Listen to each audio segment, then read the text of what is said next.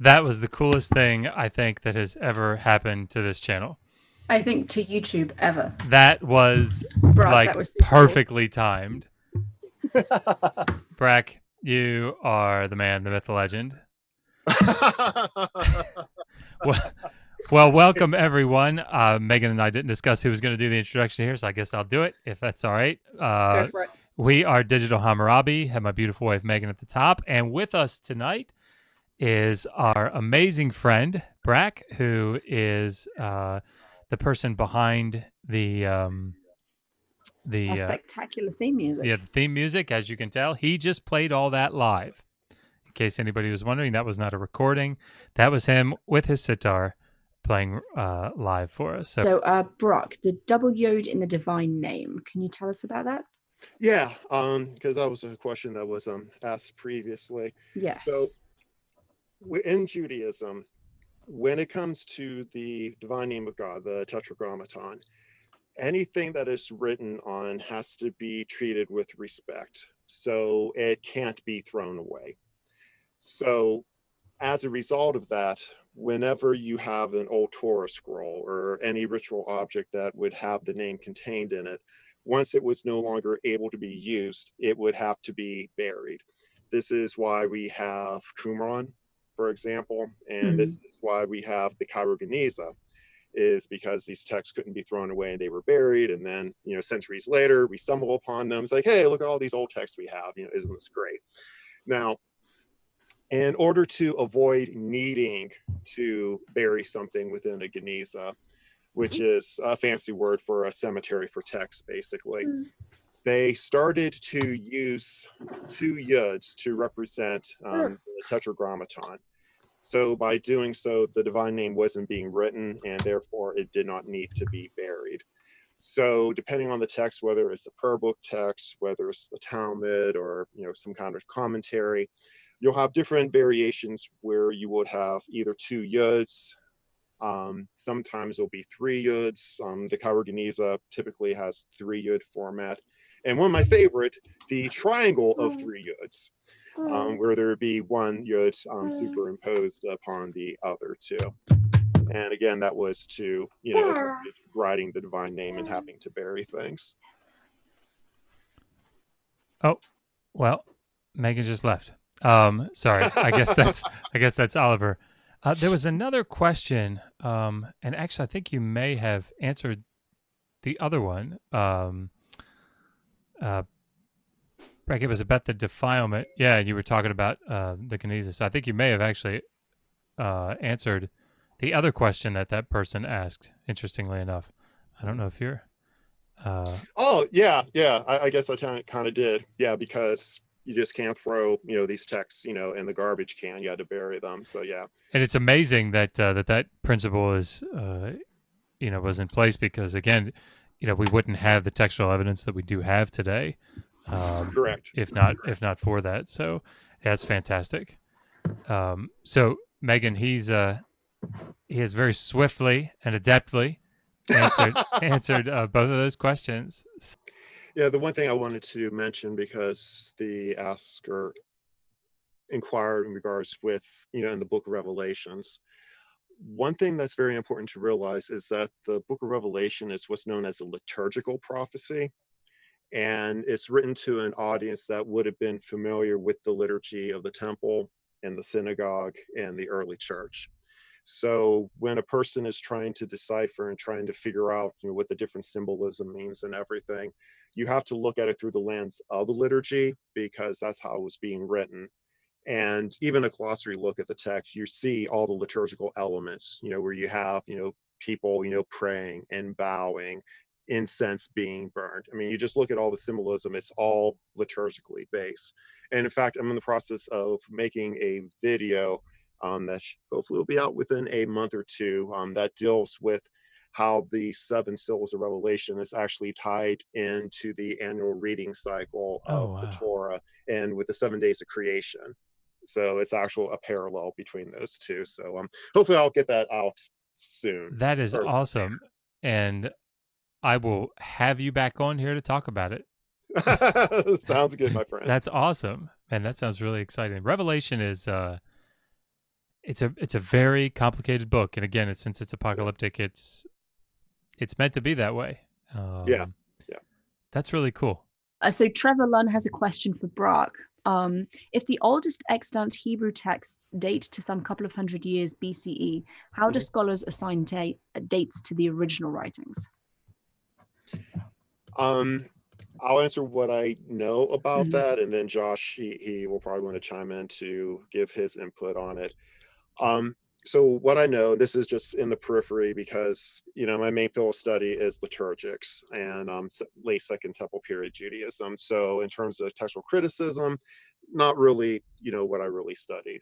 But what I do know from the interaction that I did have is typically like the text that we have from the Kaur Geniza and the text that we have from Qumran, they dated using 2 different methods. One is by dating the script that's used on the text themselves, and another method is by carbon dating it.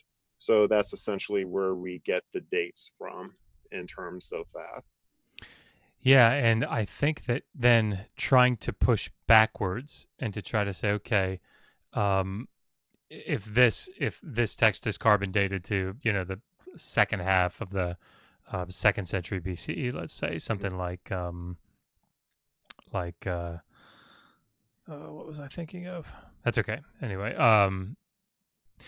if it dates to that period, how do we know when maybe the oral tradition or maybe even the written tradition first came about? How do we date those things? It's very difficult, Trevor. Yeah, very speculative. Yeah, and if we're really honest and transparent about it, there's a lot of guessing and speculation. And this is why, if you read, and I'm sure Brack has read this stuff too, if you read through Pentateuchal studies where you're trying to understand are there sources, are there individual sources that we see in the Pentateuch, or do we see more groupings of stories that are brought into sources, and that there are layers that are placed on top as opposed to consistent sources? It's very difficult. And even if you go back to something as basic as the JEDP theory that Wellhausen, was made popular by Wellhausen, he had not definitive dates, but like in mind, this source dates to the 10th century, and this source to the 8th, and this source to the 6th, and those sorts of things. And part of the way that you try to get at those things is you're looking at what's in the source itself, what's in the text. So, for example, with the book of Deuteronomy, sections of Deuteronomy are dated to the time of Josiah, and the reason that they're dated to the time of Josiah is because of what Deuteronomy represents and what happened with Josiah. Josiah going into the temple and finding these things, and then bringing about this great reform. What is it? 621, I think, is when that was dated to. So, but yes, this is why scholars debate all these things. We have these dates, like, okay, we know when the Qumran texts are. Pretty. It's still somewhat, a range because it's carbon dated and dated based on paleography. But we're, we can get down to like within 25 years or 50 years or whatever. But before that, there are people that'll hold to 8th century writings of something, and some people that'll hold to 6th century, and some people down to the 3rd. I mean, it's just it becomes difficult. That's based on what's in the text itself. So Skylar asked, If you were a pancake, what kind of pancake would you be? I would be a banana and Nutella pancake because I think that combination is just fantastic. I I would be made out of cardboard so that no one would eat me. Ooh, that was smart. That was very smart. Yes, I would be blueberry. Ooh, blueberry, nice.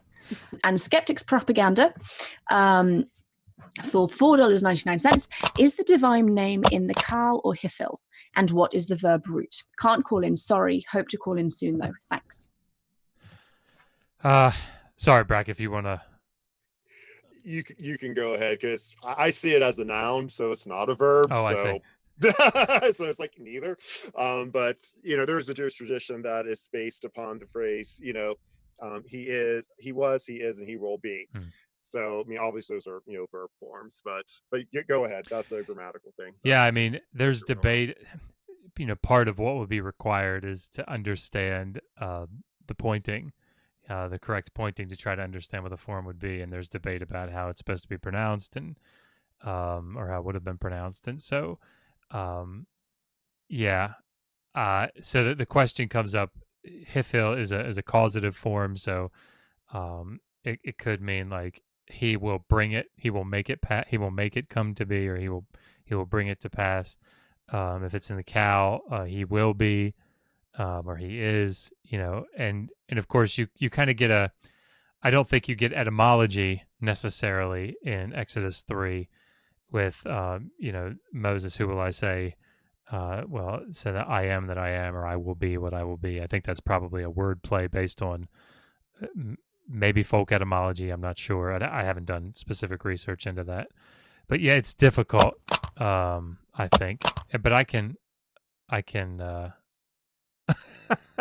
just saw that super chat from Skylar. He wants a real pancake. Josh cheated. But yeah, that's difficult. But I'll look some more, and I'm sure if Brax sees anything, he'll let me know about it. Indeed. All right, caller, you're on the air. Can you hear us? Hello? Yep, we got you. How you doing? Okay. Hi, I'm doing well. How are you guys? Doing well. Good. So you were talking about the book of Revelation, so I figured I'd ask what I think is kind of a specific question, but it's always really confused me. In Revelation 7, it's listing like the 12,000 people from each tribe who will be sealed in the end times. And it has Manasseh and Joseph, and obviously Manasseh is like one of the half tribes of Joseph. And then it leaves out Ephraim and Dan. And I was wondering if there was any like historical reason for why that might be, because it seems like a pretty egregious oversight if it's just an oversight. Excellent. All right, we're gonna mute you, and thank you for your question, Brack. If you wanna respond to that. Yeah. So, like I said previously, with the other thing in regards to Revelation, it's a liturgical prophecy. So you have to look at it throughout that context. So I do not know offhand the significance of the particular listing that is given, because yes, it is different. When you look at the tribes of Israel, you actually, in a way, can have 14 different tribes. So you have the actual 12 sons, and then you have the two sons of Joseph, Manasseh and Ephraim, that become separate tribes themselves because of Levi not getting inheritance of land. So you kind of have this weird ambiguity in regards to what is a tribe and what's not a tribe. So obviously the book of Revelation is playing on that in a way. How that is, I don't know offhand. Okay. But that's a great question, and it should be looked into. But again, through the lens of liturgy, would be able to give you a better answer than not. Definitely. And we're going to do some work in Revelation. I've just actually ordered some more commentaries on it. So. Okay, so my question is, what is like the scholarly opinion or consensus regarding the origin of the Samaritans when they broke off from the rest of the Israelites Jews? Okay. Yeah, that is a great question. Brack, do you wanna field that one? Yeah. So basically, what you had happen was the northern tribes were taken captive by the Assyrians, and then shortly after that, the tribe of Judah and Benjamin were taken captive by Babylon. So what the practice was during that time period is that they would displace people because there was a less chance of people revolting if they weren't in their own motherland. So it kind of like neutered, national feelings and, potential rights and such. So when the Jews went back into the land, when they came out of Babylonian captivity, because the northern tribes never came back, there were non-Jews that were living there that were placed by the Assyrians previously to their return. And they had adopted some of the Jewish practices and some of the Jewish customs, but not all of them. So they were not halakhically or according to Jewish law considered to be Jews. And there were always tension between the Samaritans and the Jews because of that rejection and interaction between the two, where you had during the Second Temple period, they would interfere with the Jews honoring their calendar. So let me kind of like back up to explain what that means exactly. So during the time of the temple, and when we had the Sanhedrin up to the end of the 4th century, the calendar was based upon the sighting of the new moon. So it required for there to be 2 witnesses to see the new moon, to go before the Sanhedrin, and to testify that they saw the new moon. And they would be examined. They would be shown different charts and diagrams of the moon and asked, what did the moon look like, in order to verify that the testimony that they gave was true. And then upon 2 witnesses being validated that they gave proper testimony that there is a new moon, it would be proclaimed. Now, what they would do is, if you've seen the movie Lord of the Rings, how they, lit the little torches, or if you saw, what was that one Disney movie with the dogs where they had like the barking? All Dogs Go to Heaven? No, it wasn't that. I don't know if it was. Saw 3. That was definitely it. Oh yeah, sorry. But there was some Disney movie where like, some dogs were barking, and then like a few miles away they heard and they started barking. It was like to communicate an idea. It was some Disney movie with dogs. But anyways, regardless. So what and they did this in order for the Jews in diaspora to know when the new moon was.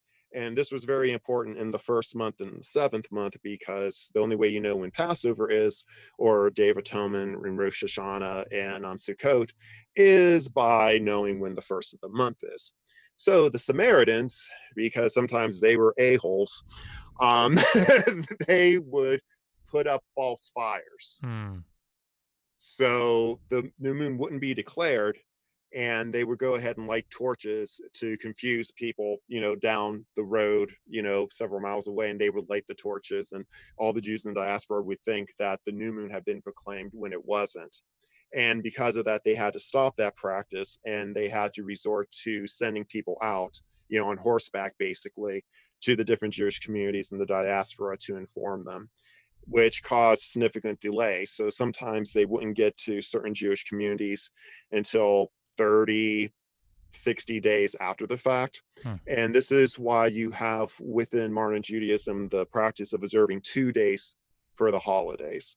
Because if someone was living in England, for example, since Megan's from England, obviously you wouldn't get news within 14 days that the new moon, prior to Pesach, had happened. So what do? You observe 2 days, because you'd be doing right on one of those 2 days.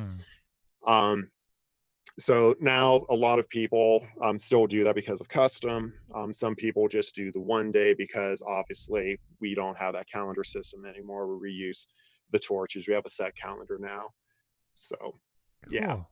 So the idea of a good Samaritan's kind of laughable when you understand what a pain they were to us, during that time period. Cool.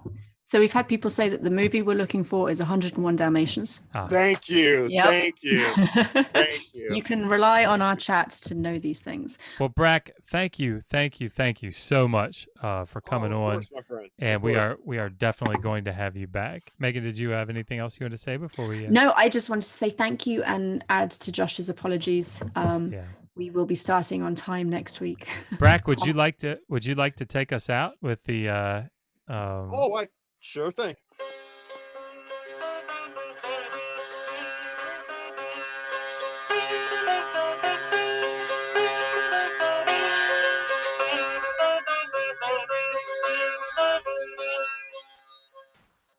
Awesome.